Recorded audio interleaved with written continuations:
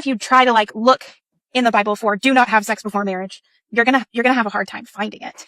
You're gonna see sexual immorality. And so people will automatically interpret the verses that say sexual immorality as meaning no sex before marriage or outside of marriage. And that's just not the case. We're reading that sexual immorality. What is sexual immorality then? Yeah, depends on the writer, but most often it is exploitative sex.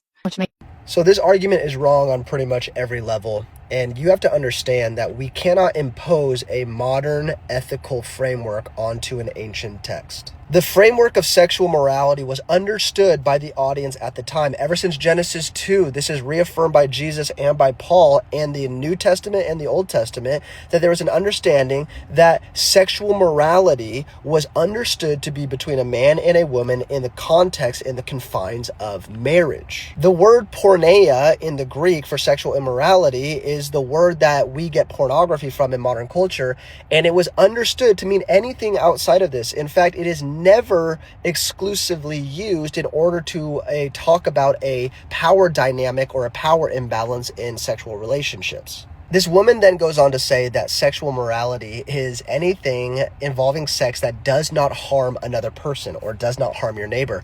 But you have to follow these arguments to their logical conclusion. Is she inferring that you could go and have sex with 100 people, 1,000 people? Is she inferring that you could go have sex with animals because that's not another person? You're not harming another person, so is bestiality okay? Well, surely not. And that's what ridiculous arguments look like when you follow them to their logical conclusion. Even in 1 Corinthians chapter 5, Paul is rebuking the church and says, I've even heard of a guy that's having sex with his stepmom. Now, obviously, Paul is making a correction in the sexual morality of this, and that could have been consensual, and that could have been between two adults, but it's outside of marriage. This is the language that everybody is understanding when they are reading what Paul is writing. Again, you cannot impose a modern ethical framework of sex onto an ancient text that was written to an ancient people.